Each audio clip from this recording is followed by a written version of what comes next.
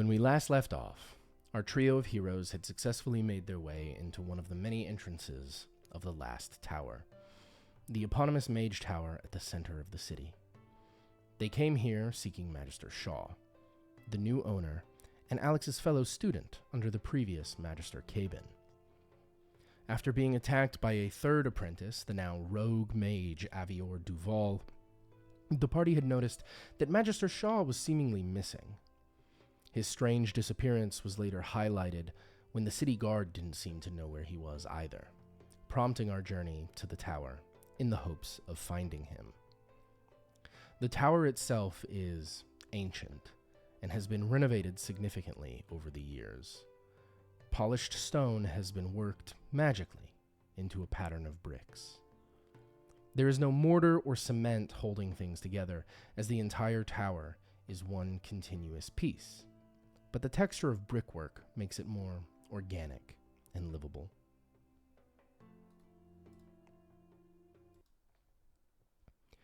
We rejoin our group as the stone wall of a magical doorway solidifies behind them, trapping them in the warm, dim interior of the tower's ground floor.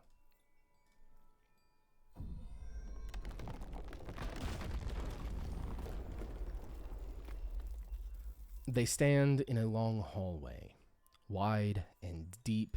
It seems to stretch on forever, far enough that even through the dim light, they can't make out a door at the other end. "I'll take the lead," Ravor nods to his friends, lifting his shield and drawing his sword. He doesn't expect much danger from within the tower, but the morning has been so chaotic, he's not willing to take any chances. They begin walking down the hall, an air of suspicion and pressure pressing in. Each party member makes a perception check. Alex rolls a 6. Wally rolls a 13. And Ravor an 11. On that 13, Wally begins to notice the hallway shifting slightly, stretching as they walk to keep them in the same position that they started in. When he points this out to the rest of the group, Alex groans. "God damn it all. We barely made it inside, and now we can't even make it past the entrance. How are we supposed to find anything if we're stuck in the foyer?" "Alex, breathe. It's probably a security measure of some kind. Your password got us in here. Maybe you can deactivate it." Ravor tries his best to calm Alex down, but it doesn't work. "Maybe. For all I know, there's a different password for every door. Cabin left me no notes or preparation for dealing with something like this. We are way out of our depth here, Ravor. Zombies? Archmages? Ancient Tau? I'm barely an apprentice. Wally is a house servant. We're not soldiers like you. How can... Hey guys?" Wallace calls out, interrupting Alex's rant. "The door, behind us, it's a glowing portal now." Wally points as Alex and Ravor turn to find a shimmering portal where the exterior wall had just been. "What is this?" Alex groans in exasperation. "It's a bit like a funhouse," Wally laughs, turning and walking to the edge of the portal. "Wally, be careful, please," Ravor calls after him. As the group gathers around the strange, shimmering portal, the automated voice of the tower plays once more. Distant and sourceless, it seems to come from everywhere at once. "Tower defense protocol online. For your safety, tea and refreshments available in the mezzanine. Please proceed at your earliest convenience." That didn't sound right. Wally glances around, as if he expects to see something that would explain what was going on. "It definitely wasn't," Alex adds. "Something is wrong. We need to find Shaw and get the tower under control. There's only one way I can see to do that, though. He looks to the portal, steeling himself and mustering his courage. We're the only ones who know what's going on. If we don't do this, no one else will. Raybor nods. At least let me go first. I'll be harder to hit than the rest of you. Wally laughs. Good thing you picked up your armor at the end. This could have been a nightmare. Raybor doesn't respond, but hefts his shield and steps through the portal, vanishing instantly. After a few moments with no sign from him, Wally and Alex step through to follow, one after the other.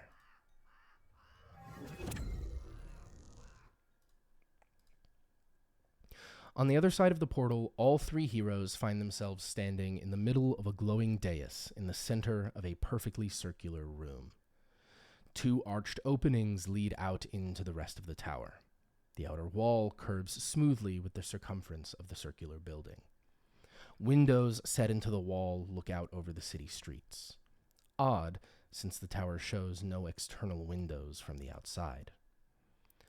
A small sitting room with a lit fireplace stands just outside the transport chamber. And without an immediate sign of danger, all three relax slightly. Good. At least we've made it inside. Alex sighs. A nearby table in front of the fireplace has been set with cups and saucers in the empty mimicry of tea time. Is it weird that I was looking forward to tea and refreshments? Wally asks, striding forward off the dais and prompting Alex and Raybor to follow suit. Before they could respond to Wally's ridiculous comment, the voice of the tower answered them once more. Now serving tea for refreshment. A moment later, boiling hot tea sprays through the room, sourceless and ever-present. It coats everything, dousing our heroes in scorching heat. Each member must now make a dexterity saving throw. Alex rolls a 9. Wally rolls a 16. And Raybor rolls a 5. Wallace is the only one who has succeeded and will take half damage. Ah, fuck. Wallace winces, trying to scrape the boiling hot liquid off his body and shake it out of his clothes.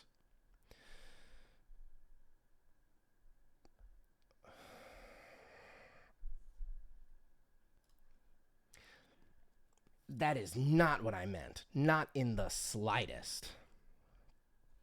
There's something wrong with the tower. I suspected it before. I'm certain of it now. Alex, are you sure there's nothing you can feel? Raybor turns to look at his friend, less affected by the heat than the others, in part thanks to his draconic heritage. I can try, but I've never seen enchantments this ancient or this complicated up close before. Alex relents and walks to a nearby wall, placing his hand against it. Alex will roll an Arcana check.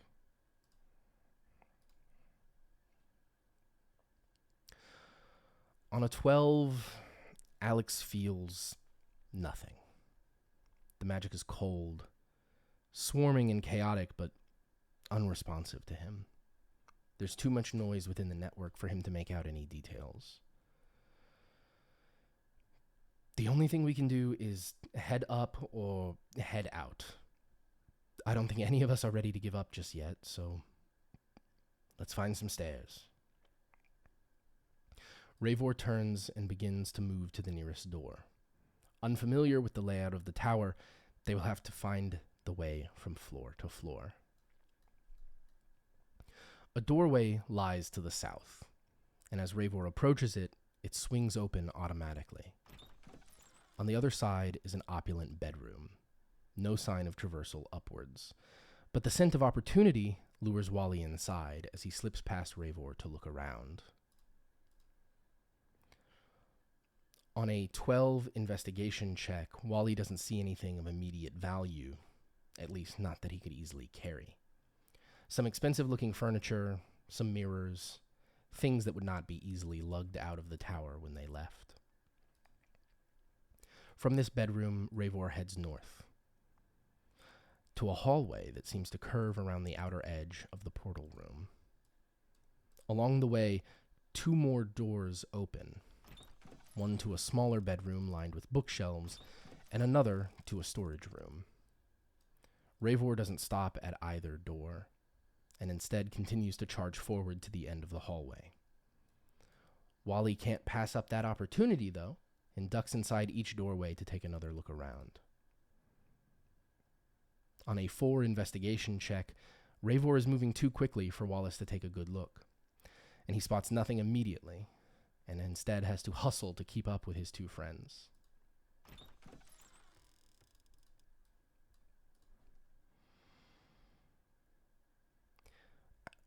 Wallace rushes to follow Ravor and Alex to the end of the hallway. At the end of the hall, a 4th and final door opens to a stone antechamber with stairs leading upwards. Relieved, Ravor waits for the party to reconvene at the base of the stairs. Echoing down from above them is the muffled sound of orchestral music. Who wants to bet there's some kind of magical shenanigans going on up there? Wally asks as he brings up the rear. I feel like that's pretty likely, Alex chuckles. We'll just be careful. We're right behind you, Ravor. With that, the paladin nods and begins up the stairs. As they crest to the top of the stairs, the sound of music only gets louder and louder. The party steps out into a small stone concert hall filled with instruments, each one floating on an invisible current and playing themselves with a merry tune. The music is so loud as to be deafening, and while within this space, each party member is considered under the deafened condition. Ravor and Wallace both try to shout something to Alex, only to be drowned out by the music. Unable to communicate with him at all, instead, Ravor points to a large platform in the center of the room, one which all the instruments seem to be orbiting around. It takes Alex a moment to realize what they want, and his thoughts feel sluggish among the deafening cacophony. But soon enough, he steps to the center of the platform and raises his hands. He can feel the magic in the air animating the instruments, and he reaches out and tugs on the enchantments, rolling another Arcana check. On a 9, the noise grows louder and louder. It shatters the instruments into splinters under the strain of their own music. Each party member must now make a Constitution saving throw. Alex rolls a 7. Wallace rolls a 16, and Ravor a 12. Wallace is the only one who has succeeded. Wallace will take 2 points of thunder damage. Alex will take 4, and Ravor will take 4.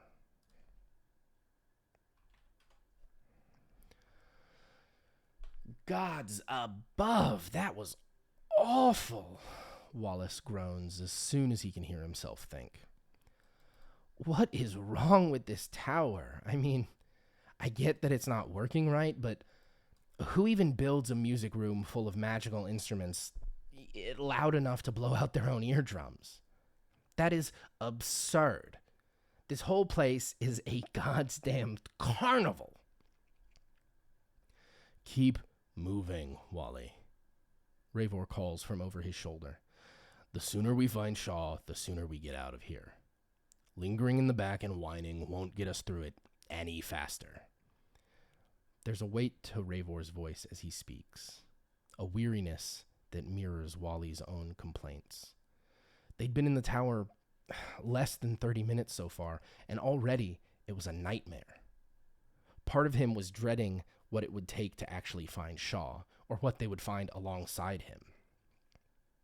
Still, Ravor is Alex's bodyguard. He stands strong and he faces problems head on. More than that, Wally and Alex are his friends, and he'd be damned if he let anything happen to them. Not at least without trying to prevent it. So, with his shield strapped tight, he crests another set of stairs, ever vigilant as he leads his party onwards to the next floor of the tower. At the top of the stairs, they enter into a long corridor, curving around the outer circumference of the tower and connecting several interior doors. The hall itself is sparsely furnished, indicating this is not a room for lingering in. Noting the wounded states of his friends, Ravor takes a moment to provide some simple healing, expending 2 points of lay on hands for each of them. I wonder what's up here. Wally wanders cautiously, and the trio move into the space. There's a lot of doors. Reckon it's some kind of storage room? Living quarters? He continued, greed practically glimmering in his eyes. We're not staying long enough to find out, Alex sighs, moving to a nearby door and pressing it open. The first door they come to, just around from the stairs, opens into a small library and study. As Alex reaches for the door, it swings open under its own power, welcoming them into the space. Stepping inside just behind him, Wally takes a look around, once more, for anything of value that he can stuff into his pockets. Though he doesn't notice the lights in the room growing brighter and brighter.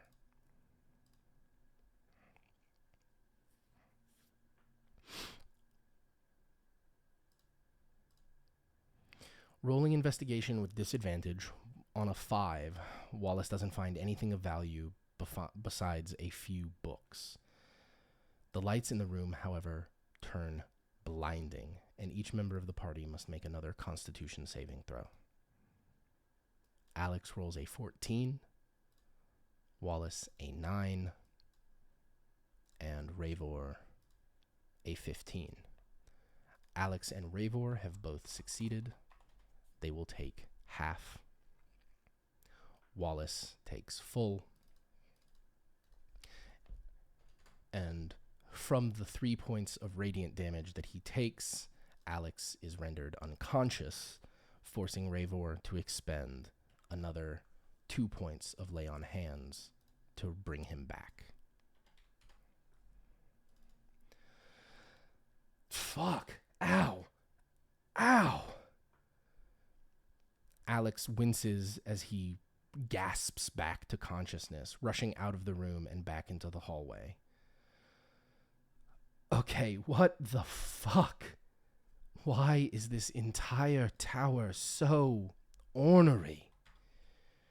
He groans, leaning against a wall and slumping down to take a seat. Can we take a break before we move on? I feel like this is going to kill me. I could heal us up a little bit more, but the more resources I use now, the less I have later. If we have a safe moment to take a breather, that would be for the best.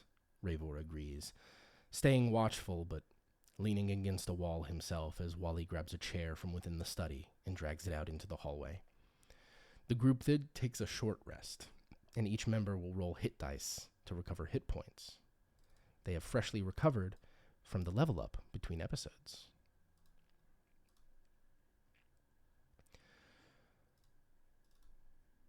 Wallace recovers to full, Ravor recovers to full, and from his wounded state, Alex recovers to full.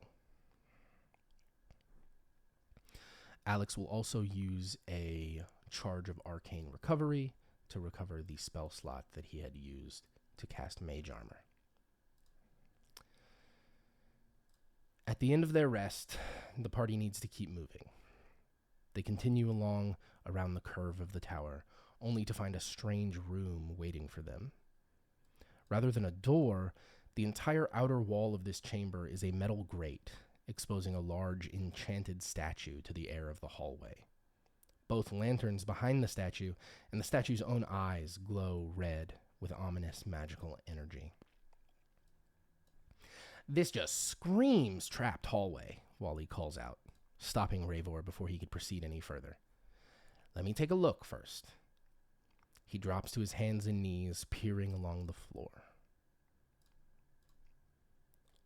On a 20 investigation check, a section of the floor is just ever so faintly out of alignment with the rest. It's a trapped pressure plate. Wallace points it out, and the party skirts around it, each one doing their best to avoid stepping on the raised portion that Wally has pointed out.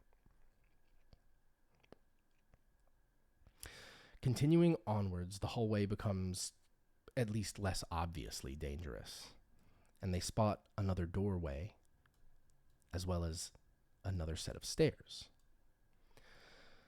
Let me at least take a look before we move on, right? There could be something useful in here that makes the rest of the tower safer to explore.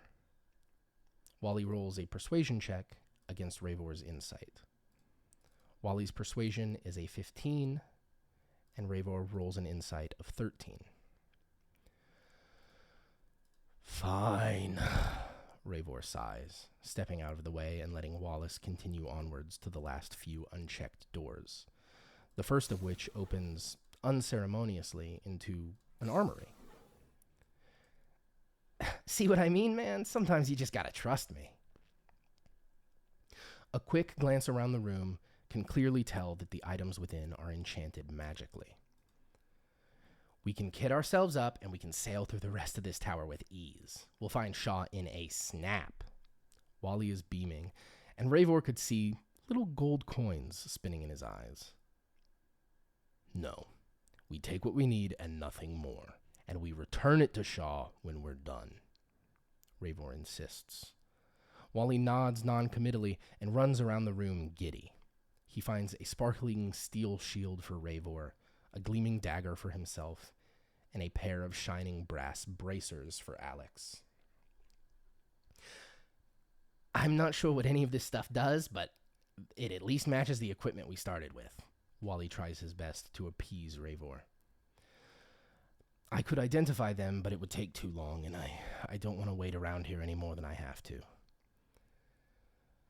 The door was unlocked, so I think it's safe enough to assume that none of these are cursed, Alex admits, strapping himself into the bracers. Why would you even say that? Wally groans, glancing twice at his new dagger before stuffing it into his belt alongside the others. Come on, I've got more rooms to check, he adds, before finally darting out the door and around the corner.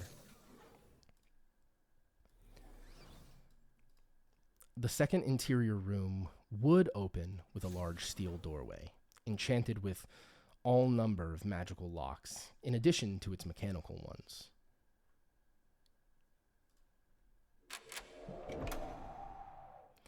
It seems exactly the kind of place Wally would want to get inside, but not something he has the time to do safely. Instead, he continues around to the next door and finds a runic circle inscribed on the ground.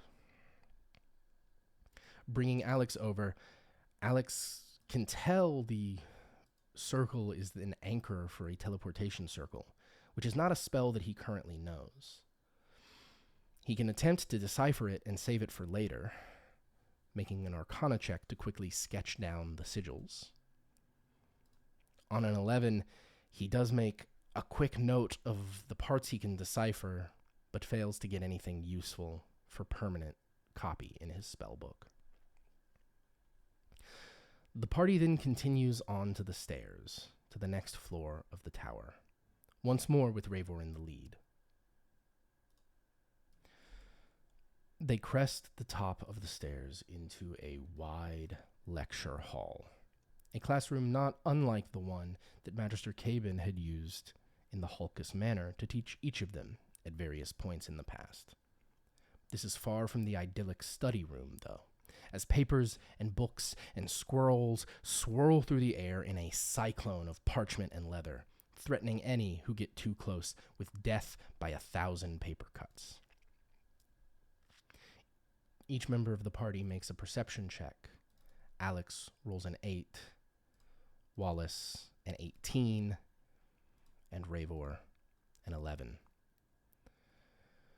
There is no visible way through the room without going directly through the cyclone of papers, but Wallace on the 18 can point out a book in the middle on the main desk, everything else swarming around it.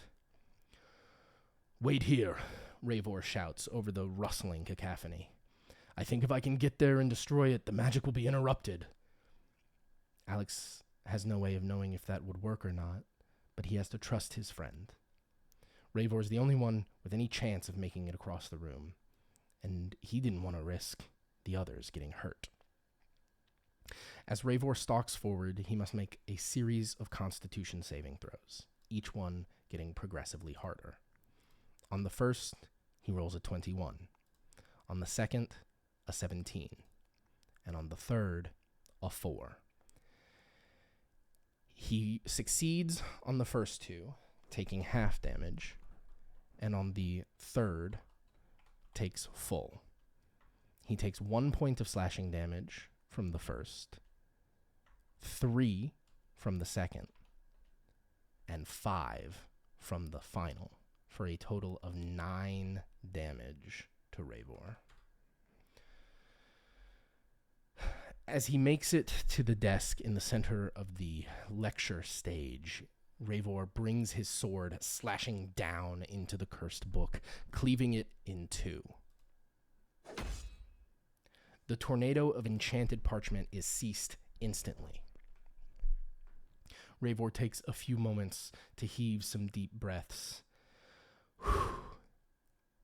and then proceeds to the base of the stairs. "We need to keep moving. I don't know how much longer I can keep this up, but we need to move." He then proceeds to the next and unknowingly final layer of the tower. What is found up there will be decided by this week's poll. I've been Moss. As always, thank you for watching Fractal. I will see you all next time.